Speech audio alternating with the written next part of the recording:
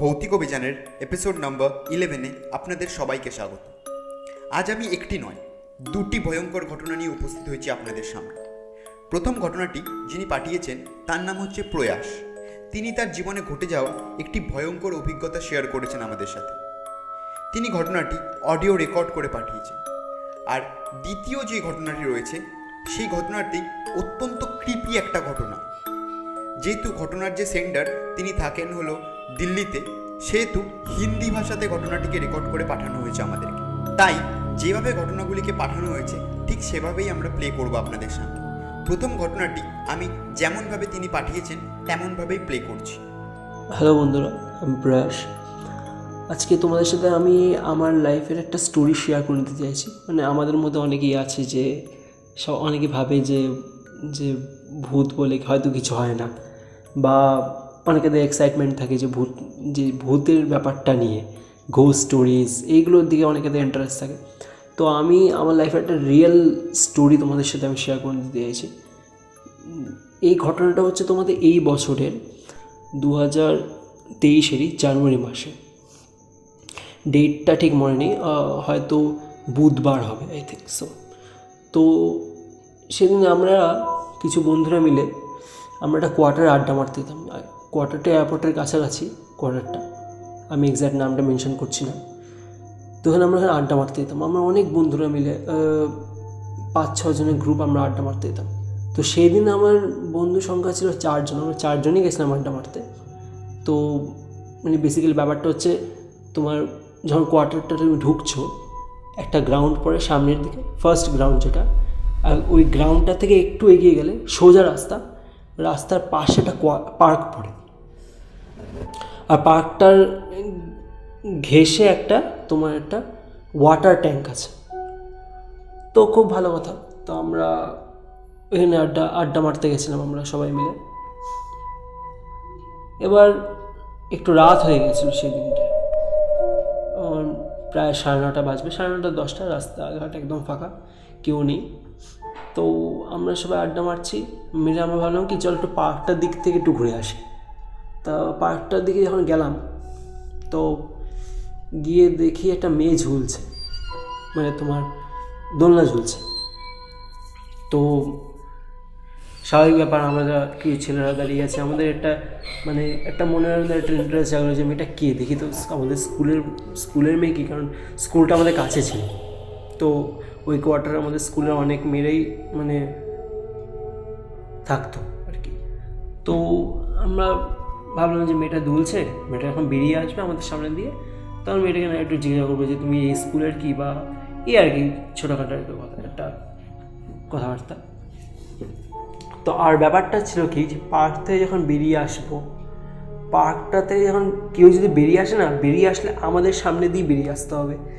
আর কোনো রাস্তা নেই, দুটোই রাস্তা, যেটা আমাদের সামনে দিয়ে বেরিয়ে আসতে হবে। পার্কে ঢোকার যে রাস্তাটা সেটাও আমাদের সামনে দিয়ে বেরিয়ে আসতে হবে, বেরোনোর রাস্তাটাও আমরা দেখতে পাবো, আমাদের সামনে দিয়ে বেরোবো, সোজা রাস্তা। কেউ যদি পার্ক থেকে দৌড়েও পালায় তাও আমরা দেখতে পাবো তাকে। এবার অনেকক্ষণ দিয়ে মেয়েটা ঝুলছে, দোলনা ঝুলছে, ফোন দেখছিল। তো আমরা বললাম ঠিক আছে, ন্যাচুরাল, কারোর তো কিছু মনেই হবে না যে এখানে আবার ভয়ের কী আছে, হ্যাঁ না। তো আমরা সবাই আড্ডা মারছি, কথাবার্তা বলছি। হঠাৎ করে আমরা যেখানটা দাঁড়িয়ে আছিলাম, আমাদের পিছন দিকে একটা বস্তি ছিল, কোয়ার্টারের ওয়ালের পিছন দিকে একটা বস্তি। তো কী হলো ব্যাপারটা, হঠাৎ করে আমার একটা আওয়াজ হলো, একটা বিকট আওয়াজ হলো। বিকট আওয়াজটা এমন বলতো, কেউ যদি কোনো কাজ কোনো বোতল বা কাজ ভাঙা, এরকম একটা কাজ ভাঙার আওয়াজ এসছে। তো স্বাভাবিকভাবে মানুষের একটা ভয় তো লাগবে। পিছন দিকে সঙ্গে সঙ্গে আমরা তাকালাম, গিয়ে দেখলাম যে কী হলো ব্যাপারটা, কী পড়লো। তো পিছন দিকে দেখি যে কিছু নেই, ক্লিন, কিছু হয়নি। তো আবার যখন আমরা সামনের দিকে ঘুরলাম, অনেকক্ষণ কথা বলার পরে হঠাৎ করে আমার মনে হলো যে মেয়েটা কোথায় গেল। মেয়েটা যে আমাদের সামনে, আমার সাথে সামনে যে দোলনা ঝুলছিল, হঠাৎ করে কোথায় গেল। তো কেউ বলছে যে দেখ ভালো করে একটু লক্ষ্য করে, সোজা রাস্তা হয়তো বেরিয়ে গেছে, দেখ ভালো করে। কিন্তু সোজা রাস্তাটা এমন রাস্তা আমাদের সামনে দিয়ে আমরা কিন্তু দেখতে পাবো তাকে, যতটাই দূরে যাক, যদি আমাদের সামনে দৌড়েও পালিয়ে যায় তা আমরা তাকে দেখতে পাবো, কাউকে দেখা যায় না। এইখানে লেগেছিল, এখানে আমাদের মধ্যে দুইজনের খুব বেশি ভয় লেগেছিল এই ব্যাপারটা নিয়ে।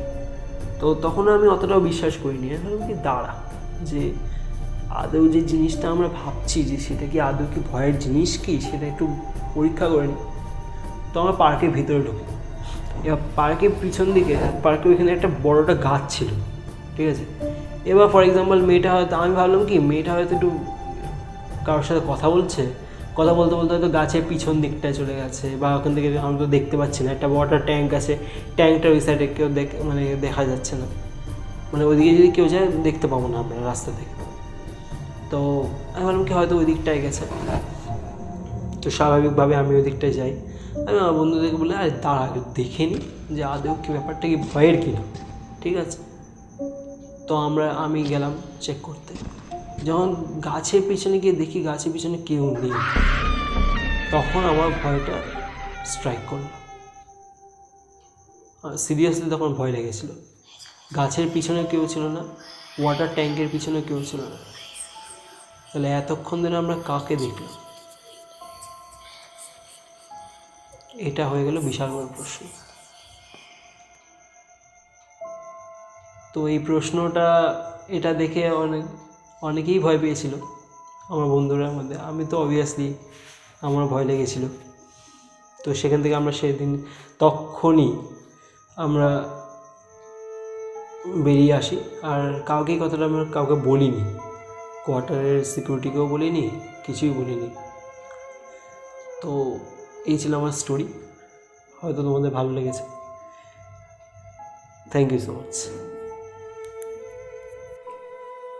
এই ছিল আজকের প্রথম ঘটনাটি কেমন লাগলো এবং কে কোথার থেকে শুনছেন আমাদেরকে কমেন্ট করে জানিয়ে দিন। আপনাদের কমেন্ট পড়তে সত্যি খুব ভালোই লাগে। যাই হোক, বেশি বকবক না করে আজকের দিনের দ্বিতীয় যে ঘটনাটি রয়েছে, যেই ক্রিপি ঘটনাটি আপনাদের প্রমিস করেছিলাম আমি, সেই ক্রিপি ঘটনাটি আমি প্লে করছি। ये कहानी स्टार्ट होती है मुंबई के एक सबर्न डोंबिवली में, जहाँ पे एक पलावा सिटी नाम की जगह है। वहाँ पे एक रिसेंटली मैरिड कपल रहने के लिए आते हैं, जिनकी मैरिज अराउंड अप्रॉक्स 2017 में हुई थी। और वो मतलब हेल्दी थे, ज़्यादा कुछ प्रॉब्लम नहीं था, कोई मेडिकल कंडीशन नहीं थी, और वो वहाँ पे रहने आते। जो लड़का था वो पहले से वहाँ पे रहता था, तो कोई ज़्यादा इशू नहीं था उसको। बट सडनली जब मैरिज होके वो लोग वहाँ पे आए, उसके बाद से लाइक अराउंड आफ्टर 6 मंथ कुछ ना कुछ प्रॉब्लम होने लगी उन लोगों को। स्पेशली उसकी वाइफ को कुछ प्रॉब्लम होने लगी, उसको कुछ सुपरनैचुरल पावर्स दिखने लगी, या कुछ ऐसा डिस्टर्बिंग एलिमेंट दिखने लगा उस घर में, जिस फ्लैट में वो लोग रहते थे, कि कोई उसको कहीं पे जाने के लिए बाउंड कर रहा है, रोक रहा है, या कुछ परेशान कर रहा है, कुछ मना कर रहा है। तो सडनली वो जो उसकी वाइफ थी वो वहाँ पे रहने से डरने लगी। और उसको एक बार ऐसे ही कि कुछ आवाज़ आई जब वो बाहर जाने लगी कि मैं तुमको नहीं जाने दूँगी, तुमको इस घर से जाना है तो मेरी परमिशन लेके ही जानी पड़ेगी। तो उसको कोई एक बूढ़ी सी औरत की एक वो परछाई सी दिखी। वो बूढ़ी सी औरत कौन थी वो तो कुछ नहीं पता, लेकिन हाँ जब ज़्यादा इंक्वायरी करने पे पता चला कि उस घर में कोई एक बूढ़ी सी औरत थी, जिसने वहाँ पे जब अकेली रहती थी, उसकी फैमिली वाले कुछ नहीं रहते नहीं थे साथ में, तो वहाँ पे उसकी अननेचुरल डेथ हुई थी। तो उसके बाद से वो घर खाली पड़ा था, और वो जो मेरा फ्रेंड आया था रहने के लिए वहाँ पे 7 इयर्स के बाद में वो वाला फ्लैट रेंट आउट हुआ था। उसको ये बात किसी ने बताई नहीं थी। सडनली एक बार वो मेरा फ्रेंड मुझे कॉल करके बोलता है कि मेरी वाइफ को ऐसे ऐसी चीज़ें हो रही हैं, तो उसको कुछ मेडिकल कंडीशन हो सकता है क्या, क्योंकि वो भी सारी चीज़ों पे बिलीव नहीं करता था। तो हम लोगों ने बहुत सारी चीज़ें एक्सप्लोर की, डॉक्टर के पास गए और सारी चीज़ें पता की, बट सब कुछ नॉर्मल ही था। सडनली उसकी वाइफ के ऊपर एक रात में अचानक से अटैक होता है, लाइक दूध का बर्तन उसके ऊपर गिरता है वैसा। और उस टाइम पे जो उसका हस्बैंड था वो घर पे था, और उस दिन उसको लगा कि रात को किचन की लाइट जो है जल रही बुझ रही है बार बार। तो उसको लगता है कि बल्ब ख़राब हो गया होगा, तो वो किचन में जाके देखता है कि वहाँ पे लाइट अपने आप जल रही बुझ रही है। उसकी वाइफ वहाँ पे नीचे ज़मीन पे बैठे हुए जैसे किसी से बात कर रही है वैसा। उस दिन उसको रियलाइज़ हुआ कि हाँ यहाँ पे कुछ तो प्रॉब्लम है। फिर उसने उस दिन के बाद से जब वहाँ पे और इंक्वायरी किया तब ये सब चीज़ उसको पता चली कि यहाँ पे कोई बूढ़ी सी औरत रहती थी। और बाद में उन लोगों ने वहाँ पे वो घर को चेंज करने का ट्राई किया, बट जब स्टार्टिंग में जब चेंज कर रहे थे तो उनके साथ में और भी बहुत सारी चीज़ें हुई। जैसे उसकी वाइफ के ऊपर मतलब बाथरूम में कुछ तो प्रॉब्लम हुआ, लाइक बाथरूम में कुछ गीज़र का जो वायर था वो वहाँ पे शॉर्ट सर्किट होने लगा, तो ये अपने आप ये सारी चीज़ें होने लगी। उसके बाद से वो लोगों ने फ्लैट को चेंज किया। फ्लैट को चेंज करने के बाद में वो लोग दूसरी जगह शिफ्ट हो गए। उसके बाद उसकी वाइफ की कंडीशन भी नॉर्मल हो गई। बट एक बार सडनली फिर क्या हुआ, वो लोग उसी सोसाइटी में, उस फ्लैट में नहीं उस सोसाइटी में आते हैं वहाँ पे कुछ तो वो पार्टी वार्टी के लिए। तो सडनली वहाँ पे आपस में बात करते करते उसकी वाइफ के एक्सप्रेशंस फिर से अलग होने लगते हैं फिर।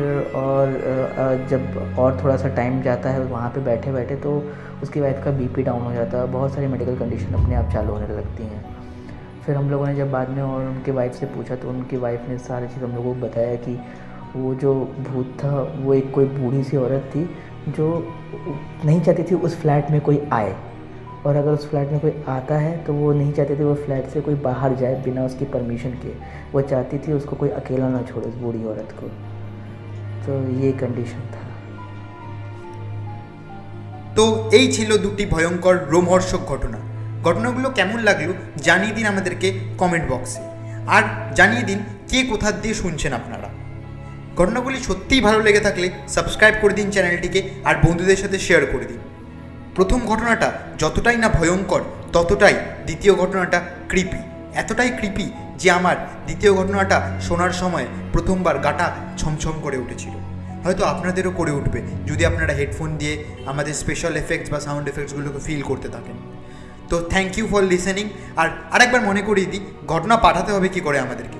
ঘটনা পাঠাতে হলে আপনারা ইমেল করতে পারেন bhautikobhijan@gmail.com লিখে বা অডিও রেকর্ড করে ঘটনাটি আপনারা এই ইমেলে সেন্ড করে দেবেন। সব রকমই ঘটনা আমরা পডকাস্ট আকৃতিতে নিশ্চয়ই ছাড়ব। সো শুনতে থাকুন, দেখতে থাকুন এবং চ্যানেলের পাশে আপনারা থাকতে থাকুন। ভৌতিক অভিযান।